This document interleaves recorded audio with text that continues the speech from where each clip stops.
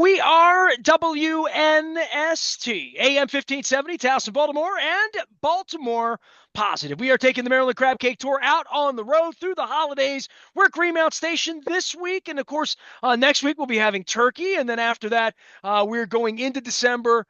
There's going to be a lot of crab cakes going on. So many crab cakes, and I'm actually going to Amici's. They didn't have a crab cake. They got a Pane Rotundo. They got to mix it up. They probably got some pumpkin cheesecake and some cannoli there and some meatballs with gravy as well. But we're going to Amici's. We're going to be at Coco's. We're going to be at Costas. We're going to be at Fadley's. We're going to be at State Fair. We're going to be at Cooper's North. So lots and lots of places. All of it brought to you by our friends at the Maryland Lottery and Jiffy Lube. On multi-care. I was at Jiffy Lube Live. That's next summer. Luke Jones is here. He's live. We talk a lot of football around here. We'll continue to talk Lamar and holiday and Thanksgiving and all of that. But the Friday news dump in and around Steelers week and no free agent signings with baseball. And everybody can see I'm wearing my Curio Wellness orange and black off-season gear here in November. The fence, dude, it's almost a punchline. I don't want to be mean. I don't want to be judgmental about their science. And it feels like Greg Bader's still running the place when they're doing Friday afternoon news dumps, having the GM run away from the fence saying we made a big mistake. Don't bring it up again. I, I, I don't know, dude. You get after it with the fence because we've talked about it a lot. I don't know. I mean, it's just funny to me. It's comical more than it's functional. Well, I mean, first of all, it's not something to be outraged about. Let's be clear about that. And I'm not saying you're outraged. I thought from the moment I laid eyes on it on opening day, or it might have been the day before, they might have done a workout at the ballpark the day before in 22. The first time I laid eyes on it, and I've said this to you, I mean, this is not anything new. My thought instantly was there will be a course correction here. They'll find a happy medium. At that point, keep in mind the lease had not been officially signed.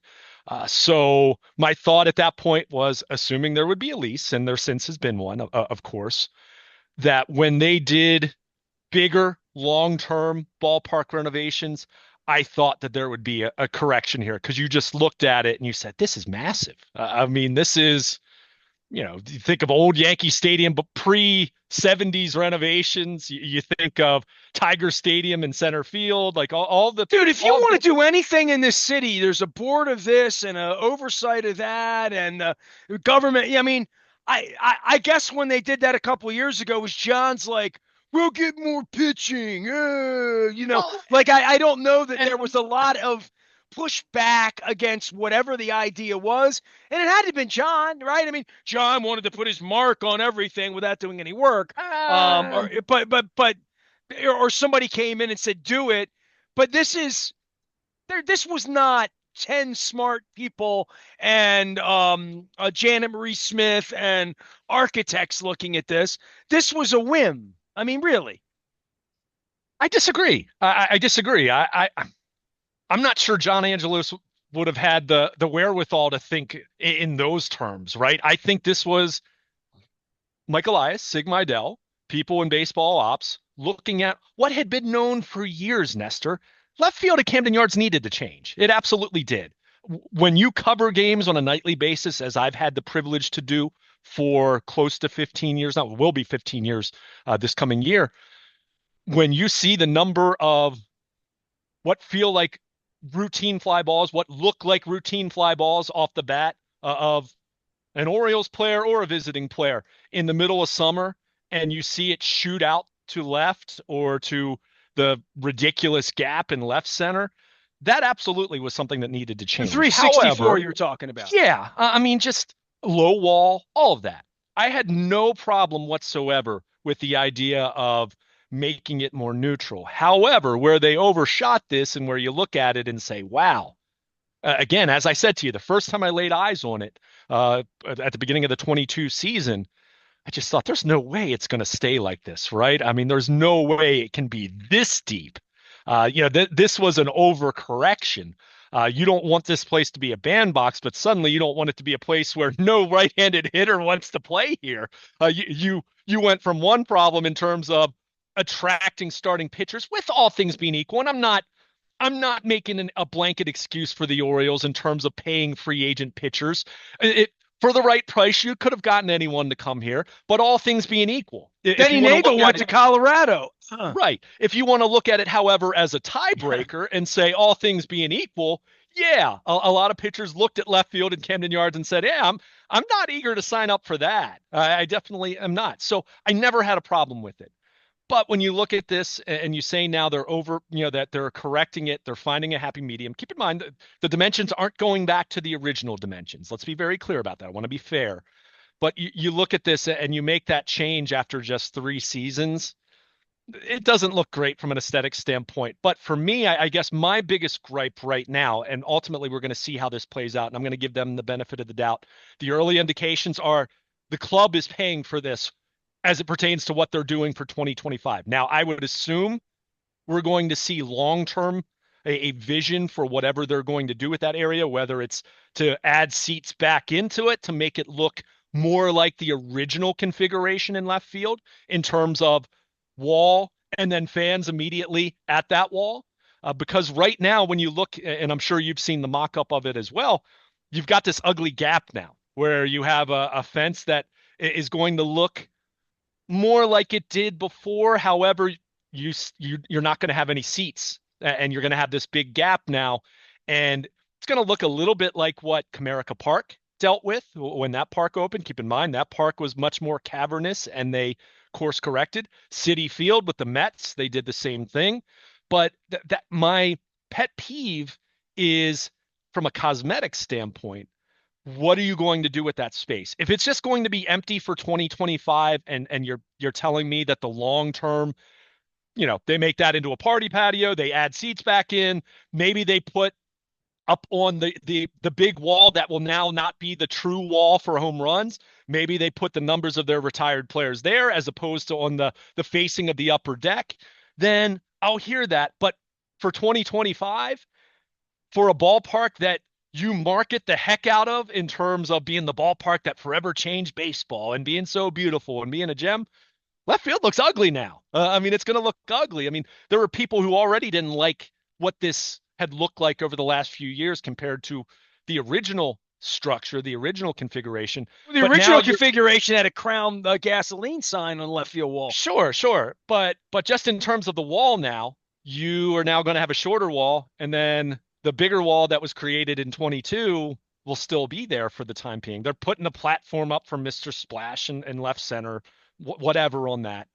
But it looks kind of ugly. So I like it from a baseball standpoint in terms of making it play more neutral, because I do think this will probably be the happy medium that they should have probably just, in hindsight, I think their biggest misstep obviously was not changing the wall, but making it so drastic. If they had, their original plan should have been, let's move it back. We're going to take away some seats, but let's do this incrementally. Let's do this and move it back, I don't know, 10 feet rather than 30, or move it back 15 feet rather than 30. And then let's see how that plays for a couple years, because we can always take away more seats. We can always move it back. The problem is when you start wanting to go back and forth here. Now, what do you do? I mean, I understand that you can't just easily add seats back in without looking at the structural integrity of left field and figuring that all out. So that's why, to me, you shouldn't have gone as drastic as you did all at once. Did Right? Elias take credit or blame for that? Was it really his idea, I and that's how the whole thing got done? And now I it's absolutely his think idea that they're moving it back. I absolutely I look. You know me. I have no affinity for John Angelos or defending him. I never once got the impression that that was a John Angelos initiative. I think that was a baseball ops I initiative thought in that was a saying, baseball ops initiative to say to John, "We'll get pitchers." I mean, I think that was part of the sell job, sure, but I think there was absolute. I mean, Nestor, you know how that park played for so long. Oh, I'm not disputing it. I'm not at Right. all. So I mean, I go and back to when Messina pitched in the '90s in Sutcliffe, and they had to bring yeah, Scott Erickson in here to get ground balls, and yeah, right. I get all that. I'll even say this. Part of me is a little disappointed from the standpoint of I do like parks that play differently, right? I like the idea that, hitting a home run in Camden Yards had become something that in left field had become extremely difficult. However, when you're talking about someone like Ryan Mountcastle, who has always been a pro about it, he absolutely loathed, hated the new left field at Camden Yards. I'm sure Kobe Mayo felt the same way. I'm sure Austin Hayes, felt the same way. How much of this might go into attracting a free agent outfielder? Like, I don't know. And this is I want to say it's a To pipe your dream because it's point, had not. they done this in 1997 to keep Messina around, Cal Ripken would have hated it. Sure, and there's always look there. I mean, there's always going to be someone that doesn't like it, right? Pitchers right now for the Orioles don't like the fact that the wall's moving back in, even though it's not moving back to pre 2022 dimensions. So you're always going to have some of that. So and that's why even as a reporter covering the team on a daily basis, and I don't say this as a knock on any peers, but I kind of got tired of seeing well, that would have been a home run in Camden Yards 3 years ago. It's like, but it's not anymore. So what are we doing here? Because it plays that way for both sides. Home runs that you might lose, Aaron you're also Judge going to lost a couple here too, right? exactly, Yeah. exactly. So that part of the narrative I was unmoved by, but just in a general sense, I kind of like the fact that it becomes something that was unique. But now, okay, you're course correcting here. You're finding a happy medium, as Mike Elias alluded to on Friday. But what are you going to do with that space? That's the big question here. And all we know at the moment, and again, I assume this is a short-term part because it's been put out there that the Orioles are paying for this in the short term, and we know that there's 600 million available to them for the long-term renovation. So my gut tells me that what we're going to see in 2025 is not going to be how that space looks permanently. And I don't mean moving the dimensions again as far as the fence, but I mean that space behind it. Because now right down the line, it's going to look the same, but as we know, it juts back and it's like 373. And then, it goes all the way around to the bullpen. That's the area that's going to get shorter. But what are you doing with that space in between where you kind of look at it? I think it's being moved in a range of 8 to I think up to like 26 feet or something like that, depending on where you're talking about in left going out to left center. So what are you doing with that space? I mean, long term, is there an idea that maybe you move the bullpens and the patio or the left center bullpens now become some kind of party space? As you know, Nestor, we've had conversations with plenty of people talking about stadia and the future of stadiums, and social areas are a big part of that, Well, right? the So original one in left field was the old Comiskey Park bullpen. There yeah, was a bullpen, underneath left field. There was always people drinking behind Greg Lazinski, back in the day. And, whatever, whomever Katie Griggs hires, whether it's the Canopy people here locally or whomever, will have some updated version of the space that's not going to feel like 1989. yeah, And this conversation we've had about the wall and back and forth and all that, it'll go on and on. But I just found it to be interesting. It's a Friday news dump thing in yeah, November. Like, get out in front of it. Why are you hiding from anything? You had 10,000 empty seats in your playoff game. You know what I mean? Like, literally, why are you hiding from what are you ashamed of? Like, get out in front of it and sell it. yeah. Sell it like you sold it before. You and I have had a longer conversation than the press conference was, right? Like, so we're interested enough to talk about it in a week when we could be sitting here killing the Ravens and crushing Justin Tucker and talking about firing Harbaugh and what's going wrong with the Ravens. We can, but we like baseball and we like talking about the finer points and all of that. They need to get out and not do Friday news hides. In general, can I ask you a question? You're so freaking serious in season, so I want you to pretend that you're John Harbaugh out of season before he lied to me all off season and threw me out, and then sent me prayers. Um, I no sense of humor about this. Just I'm being honest. I don't know the answer to this. How did the splash thing start? The Mr. Splash thing start, and the sprinkler thing that right? Mhm. Every team has a little. They grab their doodads, they have a hitch, they do something when they get a single, a double. Can you? I mean, I'm not. Nobody's ever explained this to me. It's almost like we Yeah. had Gary Michael Capetto on going kayfabe. Like, I'm not being kayfabe. I see the guy in the splash in the tutu and I like. my wife and I like I feel like I'm in the soap opera, but I came in late and nobody's explaining what the hell happened because I really don't know.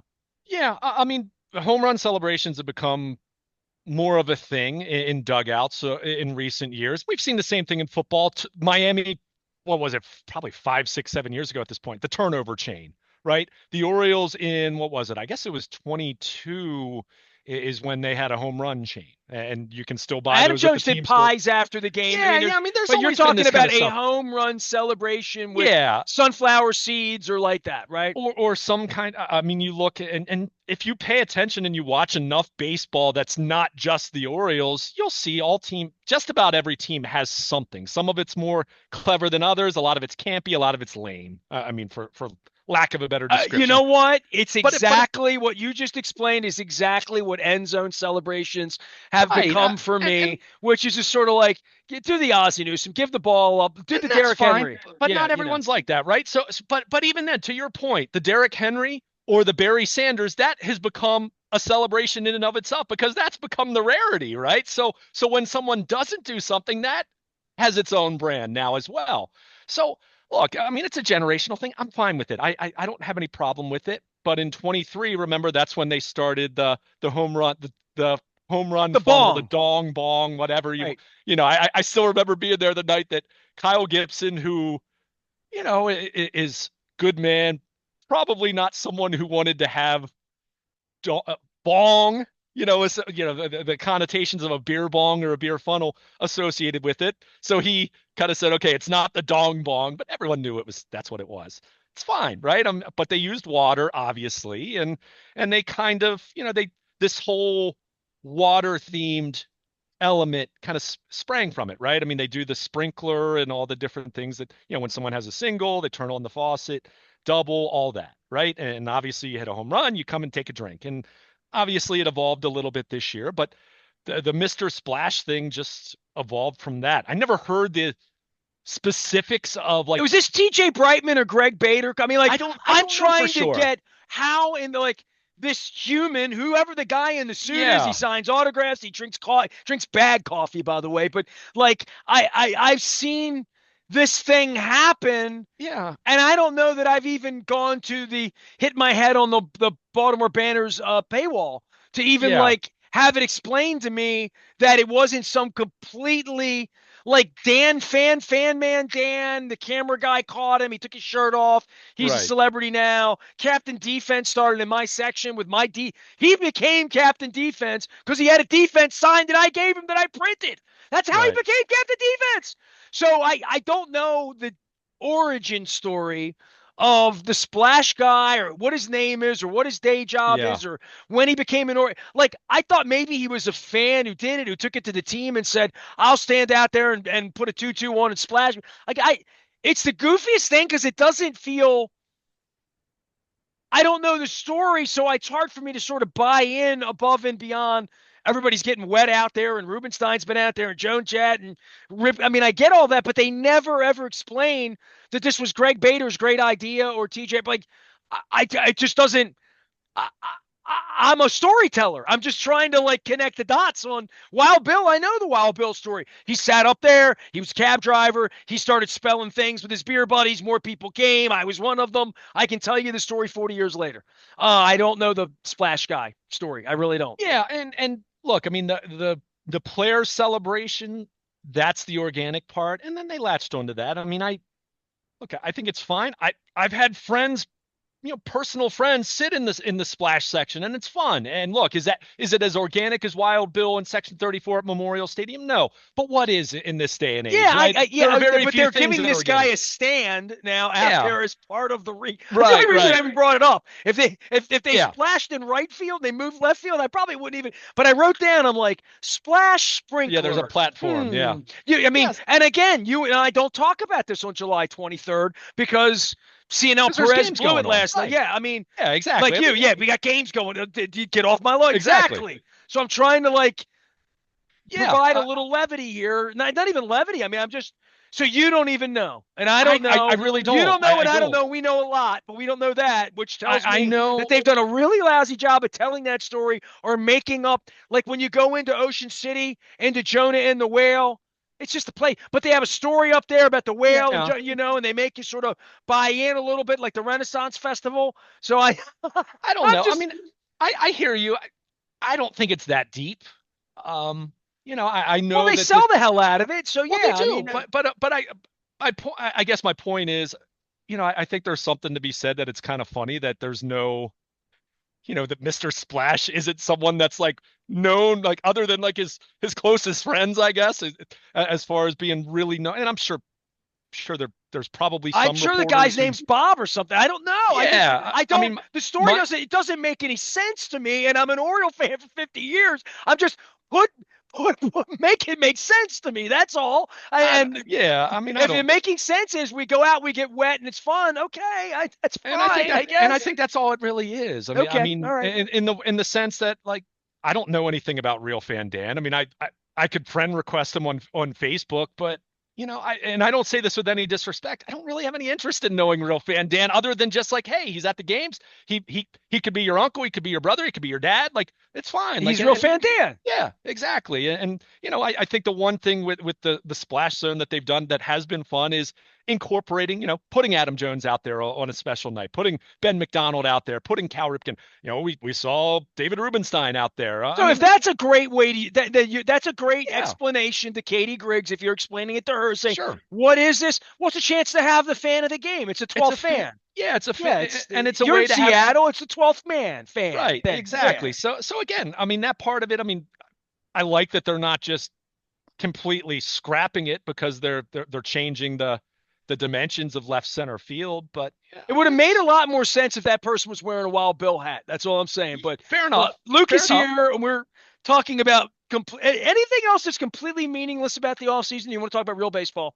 You want to get Um, serious? Put your serious hat on for a minute, or no? I mean, we can put our serious. I mean, I We don't did know that how. last week for 65 minutes, and I had Juan Soto coming here, and you're like, "We can't afford him." Well, Let's not no, get I never said crazy. that. I never said that. I'm being realistic, though. I mean, and I'm being realistic from the standpoint of, yeah, they can afford him, but then what is the payroll moving forward? I don't Because know. That's what my question right, is. sure, sure. Well, and they're not going to broadcast that, though. You know that. We're going to see.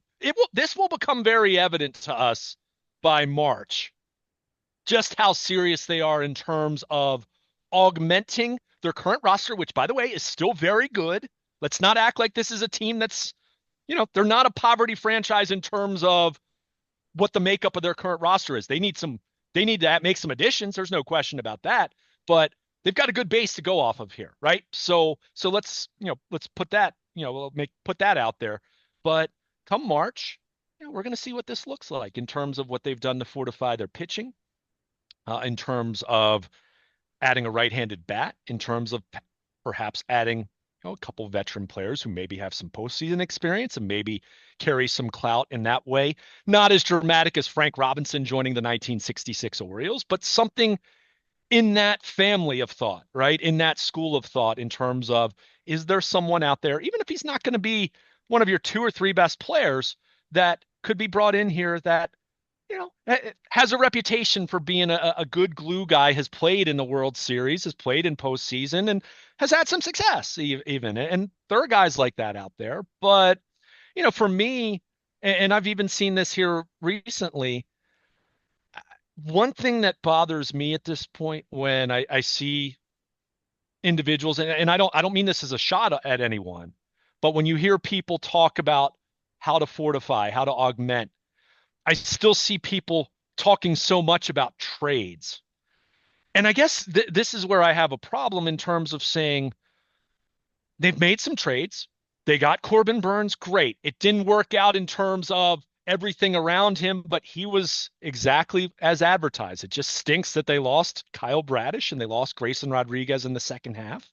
And they lost Tyler Wells, and John Means never got healthy and had to have Tommy John Well, surgery really, at the again. end of the day, they got eliminated because they didn't hit the ball. Well, sure, but everything, right? All of it goes together. And they had injuries, offensively as far as Jordan Westberg and how much that hurt them. They got And what then they paid for with Corbin Burns, even if exactly, Ortiz goes to the Hall of exactly. Fame, I So guess. so I'm not sitting here trashing that trade by any stretch of the imagination. And I think I even pointed out to you, go look at Joey Ortiz's second half of the season. Wasn't great. Really wasn't. As much as like everyone was saying, hey, this guy's gonna be an all-star shortstop.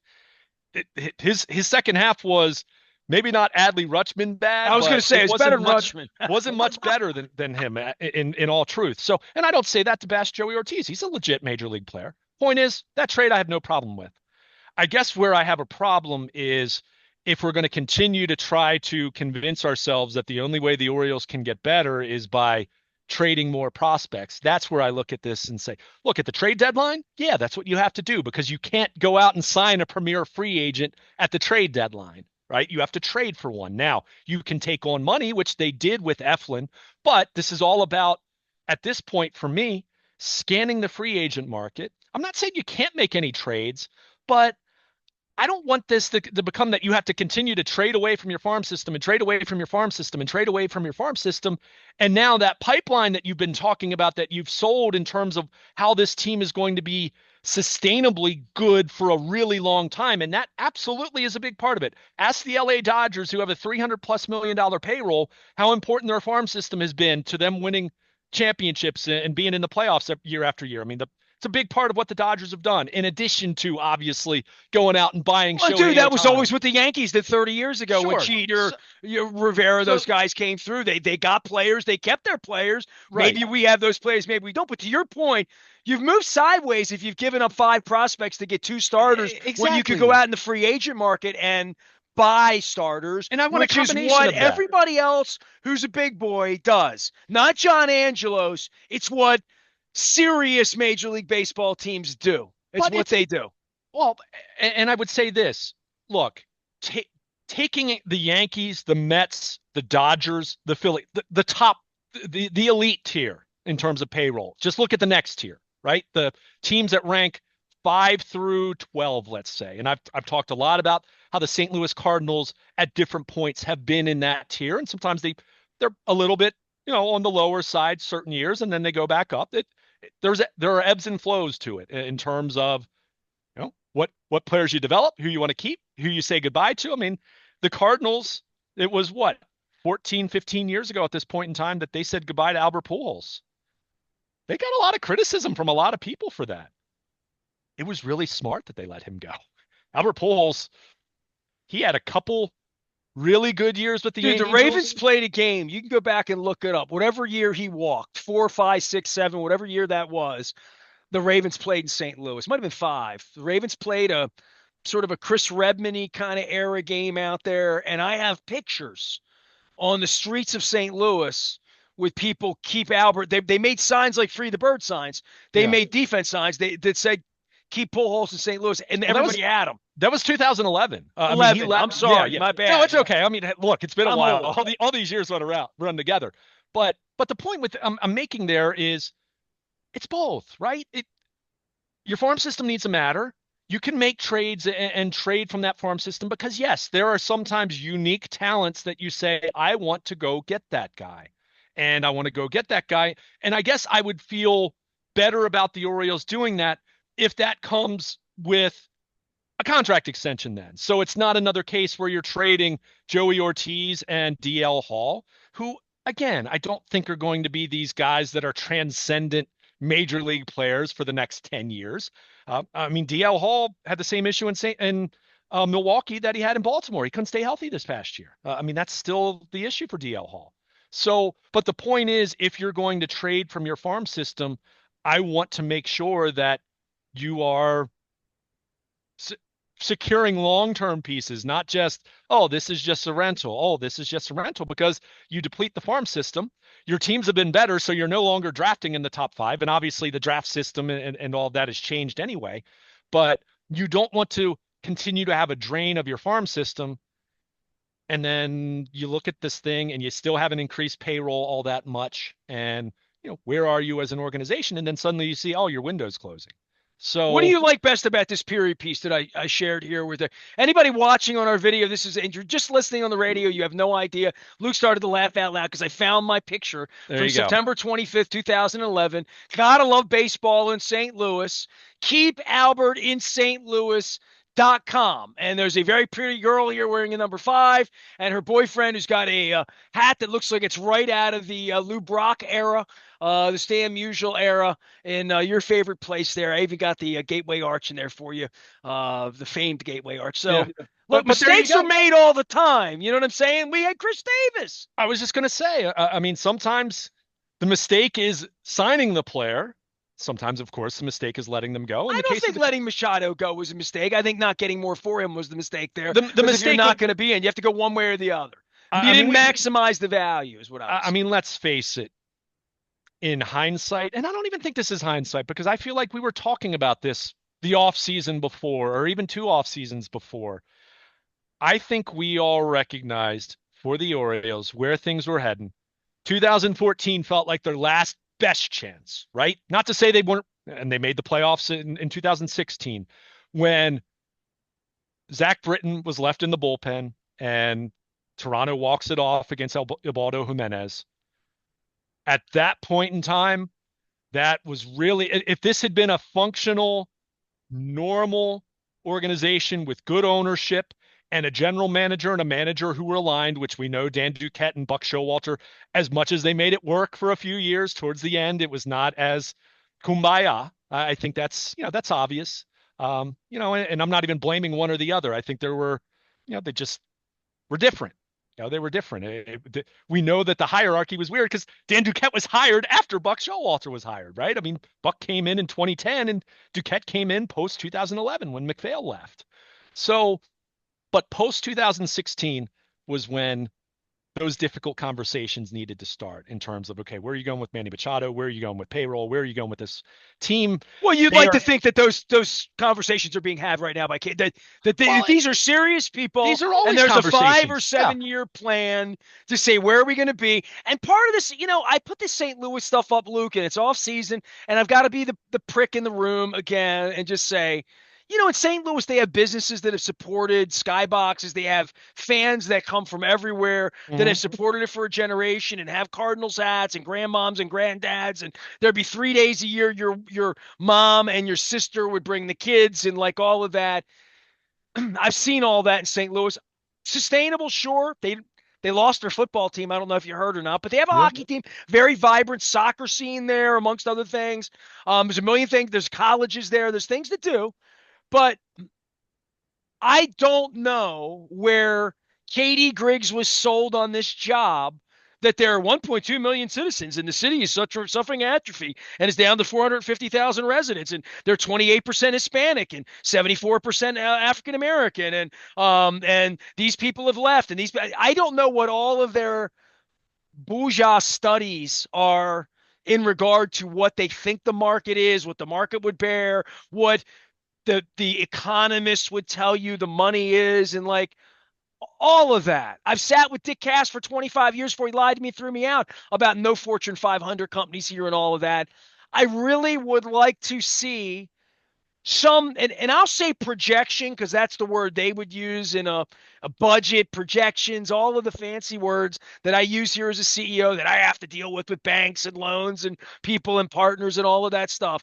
But what they really think the ceiling is for this, what the cost is going to be for that, and whatever the stadium new thing's going to be, where the benefits are with gambling, selling drinks, parking, how much they think some Joe in Middle River is going to pay, or your brother, your sister coming down from Pennsylvania, or somebody coming in from. How much is a ticket? How much is a skybox? Who's buying it? Who are the targets to buy these suites back at what price? How much are we going to charge Wise Markets and Zips Dry Cleanings and Royal Farms? How much more can we get from them, or can we get any more? And how much to push Royal Farms out and bring Wawa in? And like that, they're figuring all of that out.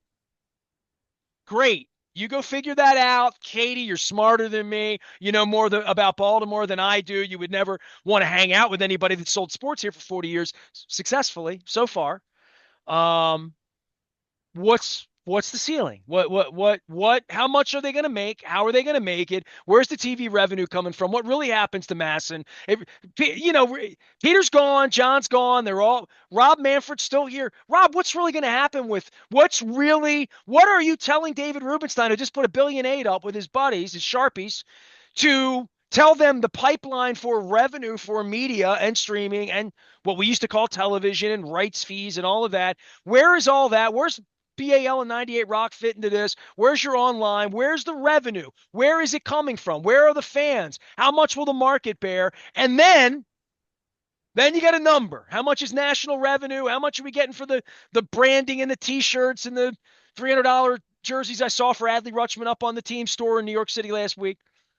And then how much are we going to put in payroll? How much money do we need to make? What's our exit strategy? Because these guys didn't buy this at $1.8 billion, not finding an exit strategy that's 10 years from now at $4.2 billion with projections about the casino they're going to add and the upper deck. I mean, these are sharp people, I think. Maybe they're morons. I don't know. Maybe he's just a rich guy that bought the team. I met him last week. It's possible. I don't know. Maybe he portrays some ignorance that he clearly doesn't have as a billionaire. But at some point, no matter what business you're in, Luke, even if you hate the media, me, love the media, you, give you free hot dogs or not, or whatever they do, you have to answer to the stakeholders. You have to answer to the customers. McDonald's tells people what's going to be on their Happy Meal menu next year.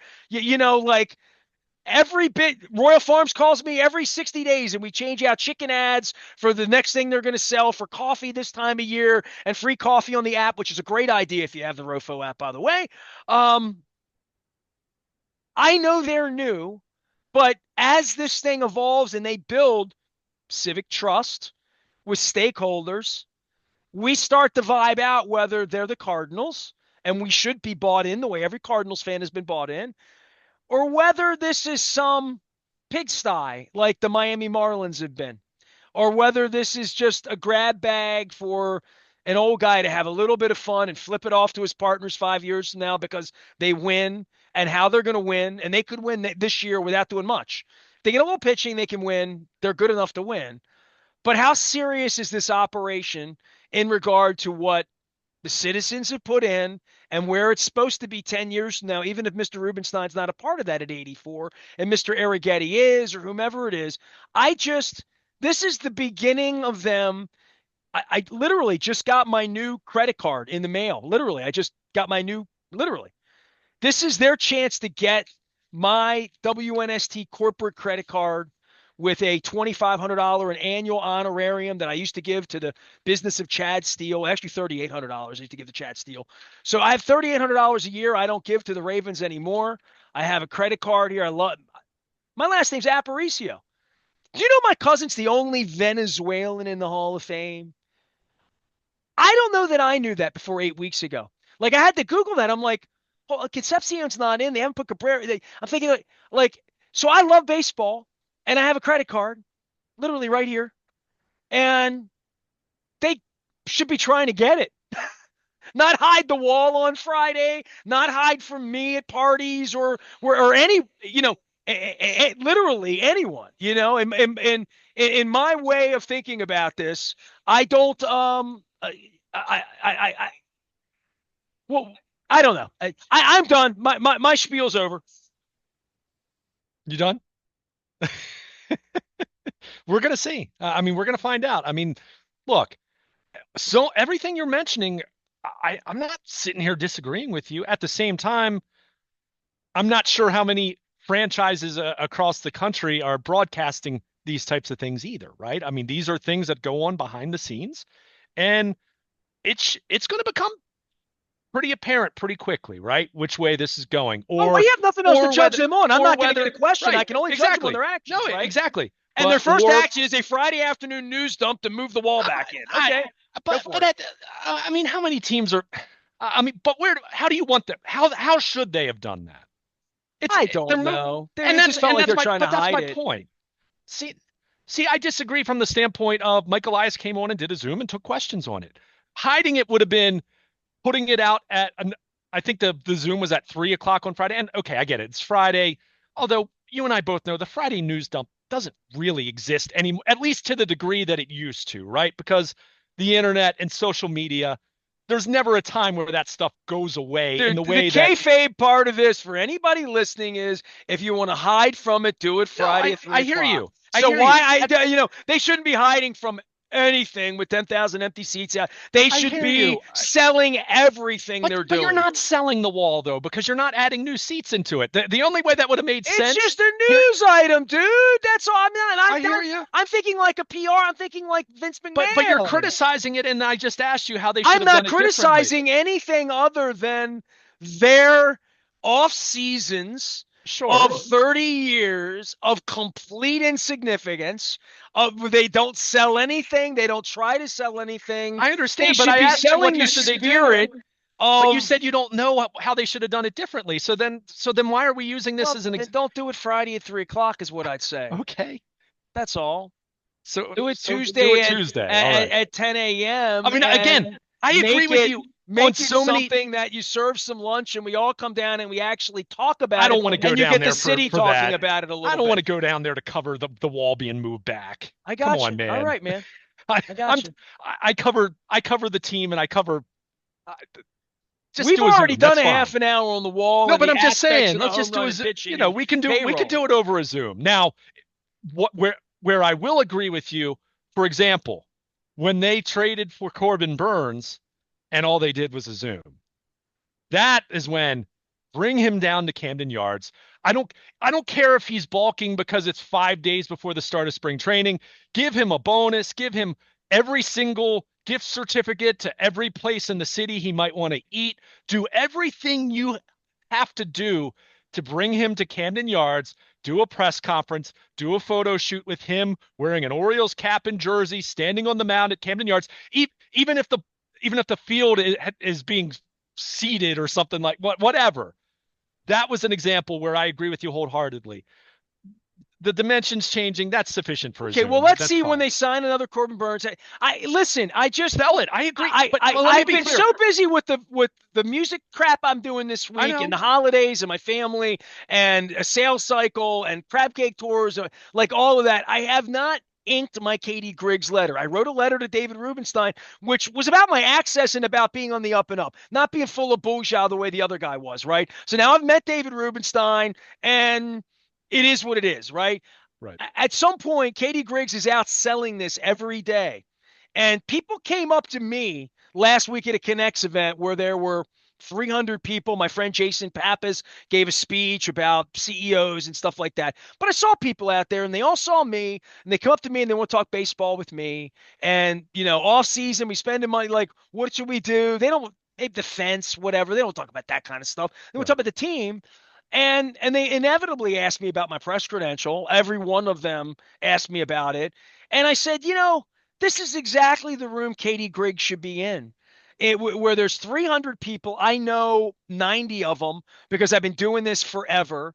There's black people, white people, old people, young people, people in all sorts of weird sectors of cleaning businesses and cyber businesses, local businesses and crab cake delivery. Steve Pappas was there for Pappas and Justin Windle. So like there's just this cross section of people. She didn't know anybody in Baltimore. And I'm thinking to myself, you should be going in the rooms where if you're serious about running this thing to knowing people, to making it feel like you're like a community member and not like that I'm an ATM with my credit card standing by because I love baseball and you sign a pitcher. It just used to be much more of a community thing, Luke. I just and I know you don't expect that, and I kind of now that I'm holding my credit card, I'm going to demand that.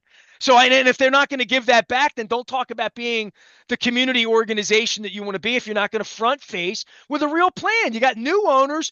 Do something. Call a real press conference. Wash John Angelos out. Have Katie Griggs sit there. Invite everybody. Invite fans. Invite people and ask questions and show us what the new thing's going to be beyond giving out hats, squirting, and showing up at events and speaking and leaving and having an off season where there's no juice here.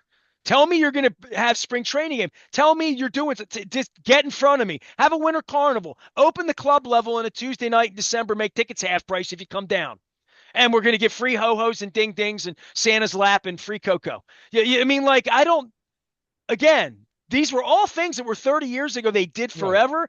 The expectation level and the Stockholm syndrome of everyone, you included, with we No, hey, hey, Juan I think that's Soto, and unfair. people I think come up that's to me unfair. and they say to me, "Who are we But signing?" you know, And but they say, don't "We can't sign you Juan Soto." That you is don't a like people attacking your integrity, and you're saying that no, no, no, I'm no, no. It's being not an you integrity. just suggested I'm an apologist for the team I'm suggesting simply that you because have of lowered your bar because I for don't think what they're going to have a $300 million payroll, Nestor. That's not lowering the bar. That's living in reality. that This one market player, is it. any player, any player. I didn't say that. I'm telling you from a reality-based standpoint that they're not going to have a $300 million payroll. That's not being an apologist for the team. That's When people recognizing come to that a it's cocktail party and Baltimore say, and not New we're not York. getting this guy, we're not getting that guy, that's 30 years. Honest to God, that's 30 years of Stockholm Syndrome. We can't, because I lived through Jimmy Key, Roberto Alomar, where they had money. And But if these you're guys talking out want to of both splash, sides of your these mouth, are though. billionaires, You're Sloop. talking about how they can't even get people to come here for playoff games, and then you're saying they should Well, sign Juan exactly. Soto. Exactly. That I is mean, their conundrum. I just That really is their conundrum, though. That's Major League Baseball's conundrum, though, Luke. Really. I mean, we're being kayfabe if we don't bring that up, that we don't discuss anything like this with football as to the best five guys. We can't get that. We're only five teams can get those guys. And that philosophy, and certainly on a personal level, you do realize that the NFL has a system where the top five free agents never hit the market because they have the franchise tag, and quarterbacks stay with their own team because they're tagged. because teams like the Pirates don't pocket all their money. No, but my point Even is though that the Bengals have tried like hell. So I'll throw that out as well. but Yes. football there are there's a system put in place that the absolute best of the best players never hit the market because they're tagged. We're just in a different place. If you're telling me we can't have the good things, we can't get the best things That's right. I'm just here. an apologist. That's That fine. that's your word for it. You think that's being a realist, I right? I mean, you would call Nestor, that a realist. I'm not I'm calling that trying an to be an apologist. analyst here. I'm trying to be an analyst here. I'm trying to look at all the information that we have. Okay. I don't think it's realistic to even talk about the Orioles signing Juan Soto. Do I think they could? Yes, absolutely, they could. Part of what I'm also doing here is looking at who their general manager is, who their baseball operations department is, how they have operated, how I expect them to operate. And I don't think they're going to view it through the lens of thinking that is probably going to be the best way for them to exhaust all of their resources of what they're projecting their payroll to be over the long run and pumping that into one player making that much money. Now, that said, that does not mean that I'm saying that they should be like the Oakland A's or the Tampa Bay Rays, or that they should have a payroll that is going to be bottom five or bottom 10 in baseball. Would you I've said, project that Gunnar Henderson, if he's Gunnar Henderson, that they would have the $51 million a year in 2028, that they will absolutely make that happen? And there's no way you can promise on any of this. We I had mean, I Adley can't, Rutschman, right. I mean, I right? can't promise any But of that. but to me, they already know, or they should already Right. know whether they're going to operate like you think they're going to operate, which is the why feed them steak when they'll eat hamburger, and that's the way it's always been. And that will be a divide between you and me. And if you think it's personal, it's not. It's not you being an No, apologist. It's you I just just, lowering your bar. I Like just we've took, all I lowered our took it. bar for 30 years on the baseball thing here, and I think that you shouldn't think that way when billionaires come in here and think like billionaires and think they want to win and be Mr. Big Pants. That it wouldn't be a big stretch for Mr. Arrighetti and Mr. Rubenstein, who sat in front of me and bragged about all the money he has, to say, we're going to operate 100 million upside down the first 5 years here. That's 500 million. It's a half a billion. We bought the thing at a depressed level. We got 600 million in civic funding. We're Right. not going to be the $104 million payroll team. We're going to be the $230 million payroll team for 5 years, even if the seats are empty, because we're wealthy and we want to win, and we don't need to operate this. Rubenstein said in front of me, Right. in front of a whole synagogue last week. A, he doesn't know anything about baseball. I'm not being mean. I sat there. It's one of the reasons they're going to keep him Plenty of away from me. owners don't, though. The, Plenty of the, owners don't know about so football. all he knows is what he's told, right? And then he parrots what he Mhm. knows. This is a guy that I know a lot more about baseball than David Rubenstein. Like that, just flat out. I'd sit in a room. I'll tell you, I've been doing this 40 years. I know. So that being said, he said he parroted out there, and he says a lot of things very matter of factly in his delivery. And I pay attention to all of it because I'm never going to speak to him probably again. Or if I do, it's not going to be in a getting a real answer. Um, he said, in our industry, we tend to, spend what we make. Okay. Like if that's it, then you are absolutely right.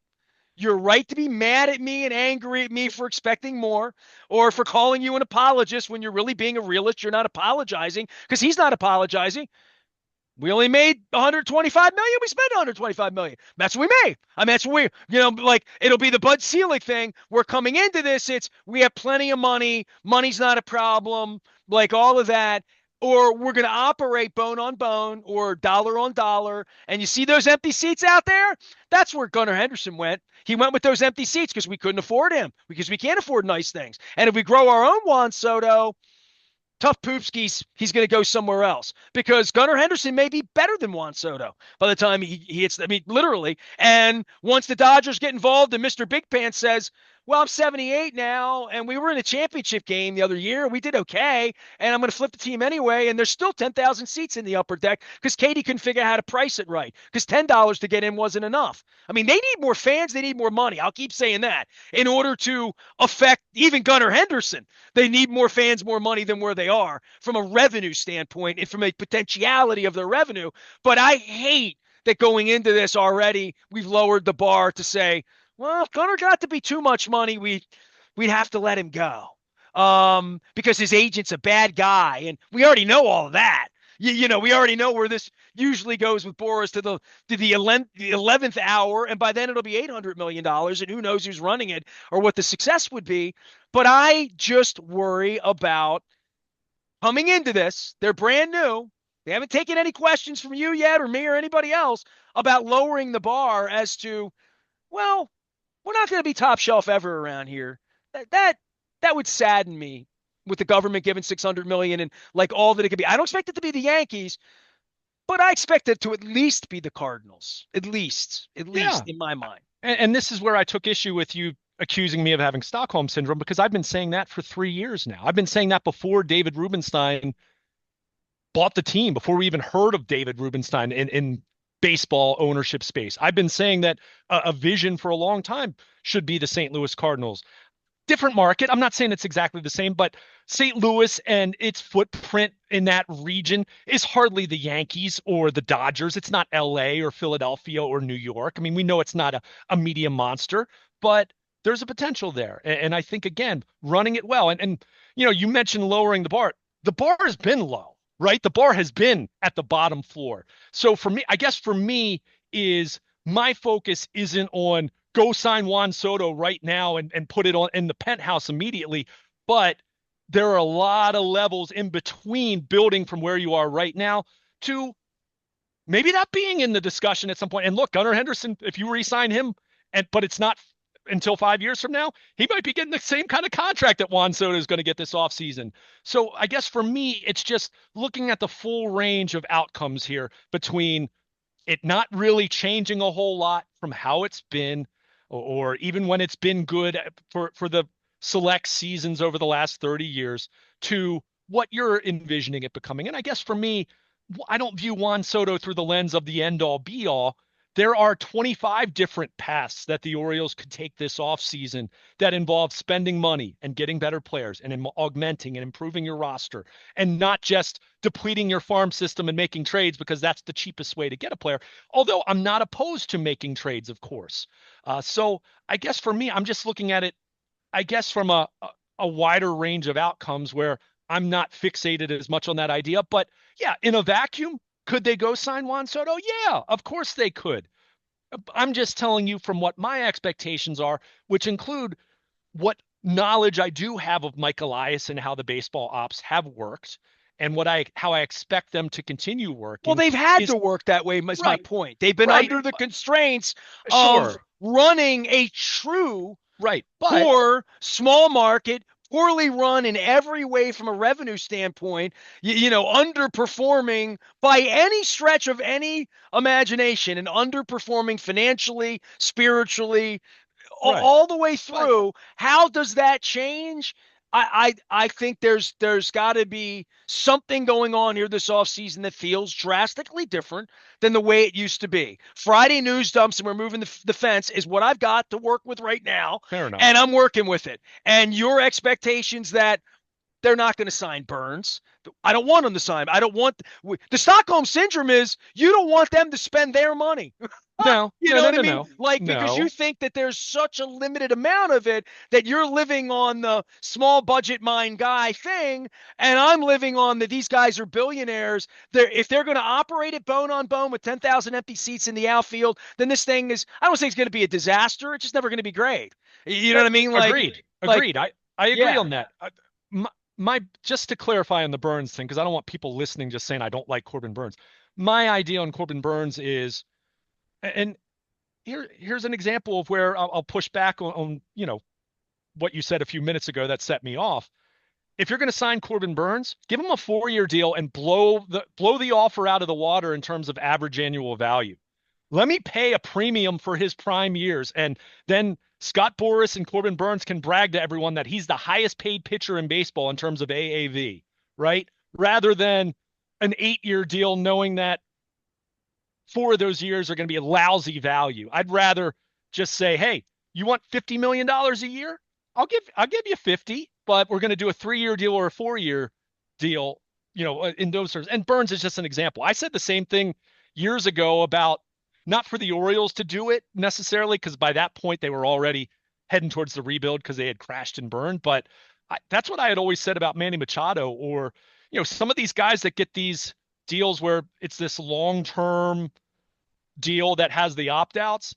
I'd much rather just lean right into that and say, hey, I'm going to give you a what ton of money, but it's only going to be for a shorter term period of time. But it's going to be so much more in terms of average But annual then you value. set the market and you piss off the other owners too. Like you Well, got that going on, all day long too. So, right? well, I mean, should I care about that? I mean, you're the one talking about I shouldn't care about trying to save money. Why should I care about ticking off the other owners then? You know what I mean? Like through that lens, I mean, hey, I'll say this much. that's a big part of being new in the club, Mr. Rubenstein. Trust me, Understood. in that club, But you're going, you're taking a shot at me because I'm lowering the bar, but that's lowering the bar just as much then. Like, be a trendsetter then.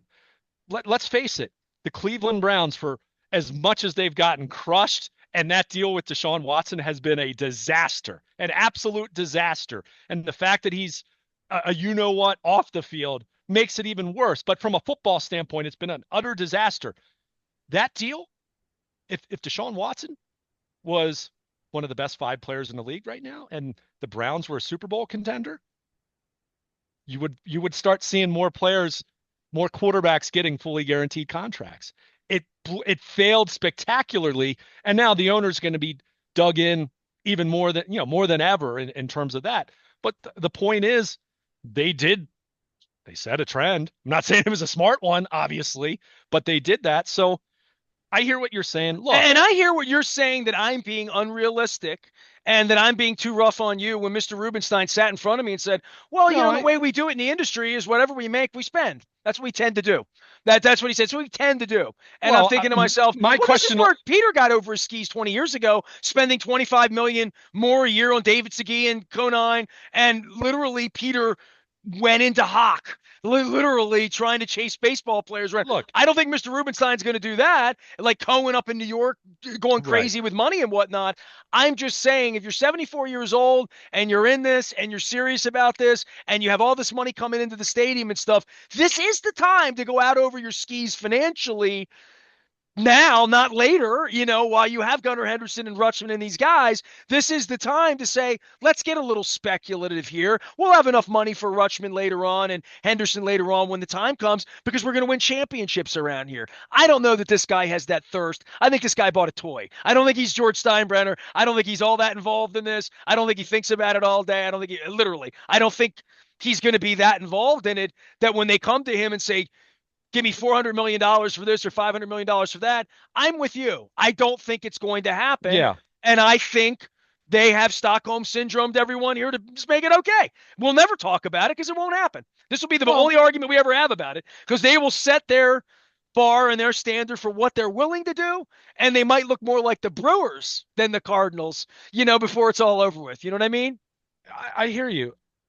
Again, I'll just go. I'm what I'm pushing back on primarily is Juan Soto is not the only path to winning the World Series. The Yankees had Juan Soto. They lost in 5 games to the Dodgers, right? I mean, the Padres had Juan Soto. They didn't make it to the World Series. The Nats did win a World Series with Soto, albeit he was 19 or 20 years old at that point in time, 21, whatever he was. It's just look. I'm in full agreement as far as raising the bar and raising the payroll and wanting to see this organization have a vision and wanting to see it grow and be better. I will say this, and part of this is also I don't expect owners to lose tens of millions of dollars every year either. But we also know dirty secrets they never lose, but right, yeah, they never lose. He's already money. said that too. He's already right. So that's my point: is if you want sure. 100 million deep for 5 years for fun, just for fun, you get the money back out when you flipped it, right? And the whole thing would be worth more because you'd have Juan Soto on the bill, but you'd have the best players here.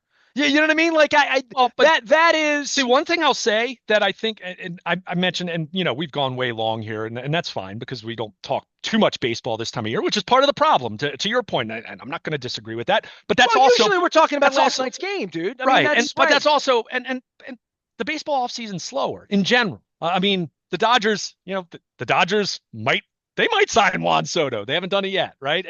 And so many of these free agents out there are waiting to see what happens with the biggest fish. I mean, that's how this works in baseball. But I guess now I lost my train of thought. Great. That's all right. We've been at it a long time. You have a whole off season to think it through. You'll text me later and be like, and another point is how dare you accuse me of Stockholm syndrome when I might have it?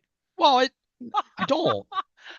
For one thing, I think we've all been for me to think that they're the Yankees, they're the Red Sox, they're the Dodgers. We get what we have. We're a farm system for them, dude. This goes back to that. No offense, dude. You weren't even on the planet when Reggie Jackson and Don Baylor and Bobby Grich and Doug DeCinces and Fred Lynn, all these guys were going other places. And my father's trying to explain Charlie Finley to me, man. You know what I mean? Like I was 12 when they went on strike, man.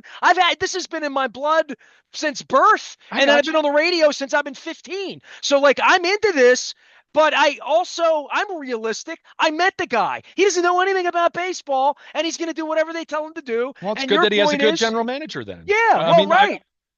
You run if you have someone who knows about baseball, you run the risk of him being Jerry Jones. You run the risk of him being Peter Angelos in the late 90s who thought he knew a lot about baseball, right? So I'm okay with having an owner that doesn't know a whole lot about baseball unless they don't have good people running it for them. And, that's ultimately, look, baseball. I don't think Juan Soto would be a mistake. I just think he'd be expensive. I never suggested he'd be a mistake either. I guess for me, a couple points, and the one point I was going to make here.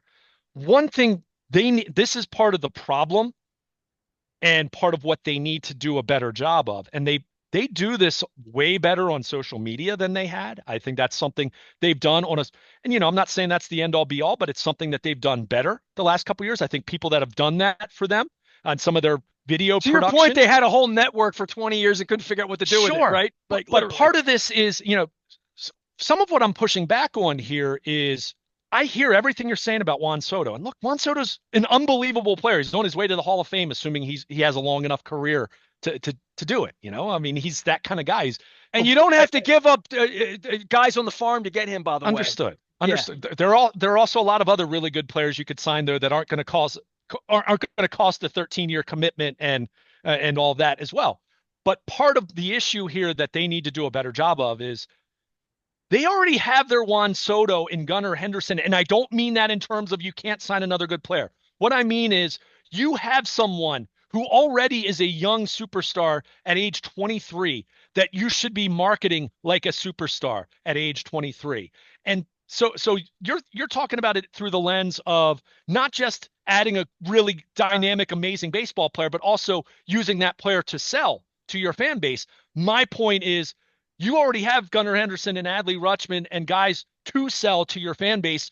Start with doing a better job of selling them to your fan base. And then, yes, we can talk about augmenting and all of that as well. So I think for that part of it, and the other, my final point that I wanted to make, because I brought this up and you even brought it up, part of what my assessment here in trying to anticipate what this is going to look like and what the vision is going to be is also keeping in mind where Mike Elias and where Sig Mejdal originated.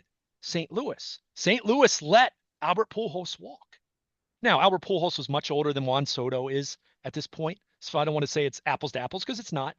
But the point is, they looked at a decision that was wildly unpopular and maybe hurt them from a baseball standpoint for maybe a year or two at most. Just looking at how Albert Pujols' career arc played out in LA he Anaheim left with in the 11. Angels. I want to see what they did in all those years because that would be an interesting, that's an Well, interesting. they were in the World Series soon in thereafter. 13.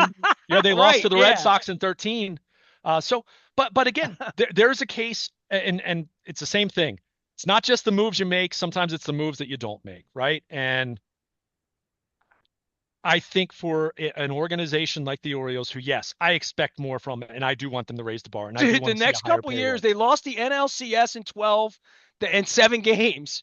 They almost went to the World Series. They lost the World Series in 13. They lost the Championship Series in 5 games in 14. They did okay. You know what I mean? Like they were fine without him. So again, the point here is, look, in a vacuum, yeah, they could go out and sign Juan Soto. And if we find out, and I'm sending out the WNST text, and we're all shocked that the Orioles signed Juan Soto, I'll happily come on here and say, Nestor, I was totally wrong, and I give you credit because they're thinking in terms of landing a big fish. And my goodness, it doesn't get bigger than that, short of signing Ohtani last offseason.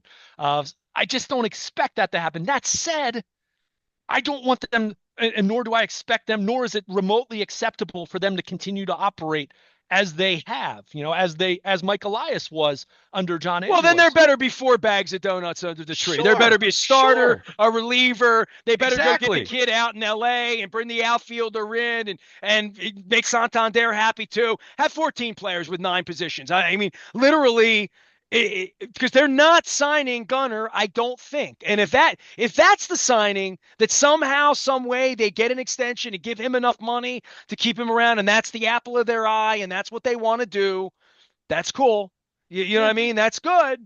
But I also know that they can't guarantee him any more than you can guarantee me that Adley Rutschman's not going to be the biggest bust since Earl Williams. Like, I don't know. I mean, by the way, let's take a break. We'll come back, talk football. We get all off season. You and I could do at least 30, 40 minutes just on Rutschman and on this, how uniquely, unbelievably, bizarrely weird all of this has been for 90 days at the end of the year and how they have to pound sand in the offseason where, he's not getting the extension, right? So, I mean, we would have been thinking that way a year ago. So they got, they didn't score any runs in the playoffs. They got uppity fans. They have empty seats. They have a new person who doesn't know her way down Pratt Street. They have an owner that's sort of here with a lot of money that I have a lot of my bar has been raised by the fact that he's here. So, I'm trying to get out of Stockholm and saying, okay, I don't have the Angelo syndrome, whatever you would call that, which is everything you've pointed out and everything that it is. What's it going to be? And that's my question. I'll leave that for Katie Griggs. I'll let you yell at me later. I'll buy you pizza, Pizza John's, make you feel better. That sounds right? good. And look, it's all love. I just, the Stockholm, I didn't appreciate being lumped in with everyone else on that because I think there's a lot of nuance even within that group that you're I think we labeling had for to them. lower our expectations. You saw who was running it, right? Sure. So now that's changed. My expectation was to get a media pass back. That hasn't changed. My expectation was if they're going to move the wall back, I don't mean a Friday Zoom or whatever for your purposes. I'm just sort of like, it was sort of shameful hiding from it. We made a mistake. We made a boo boo. Yeah, We're it was just weird. overcorrecting. We're admitting a mistake. We don't make mistakes.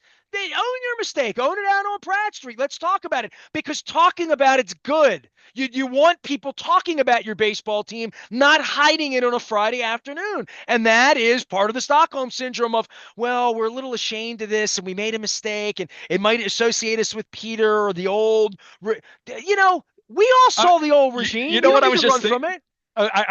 I know we want to wrap this up. They should have just not said anything, and then everyone show up on opening day and be like, "Wait a second, why is the wall moved in?" That would have actually been really funny. I don't know.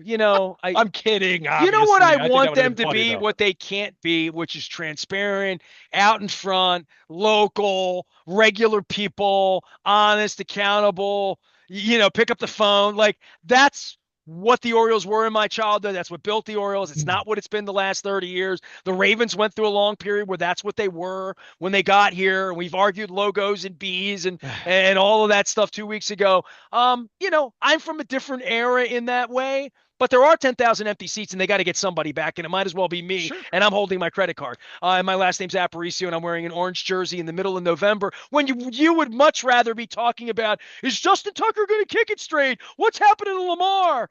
Harbaugh too. He's Luke. I'm Nestor. We're Baltimore Positive. Stay with us. We'll argue more in the next segment.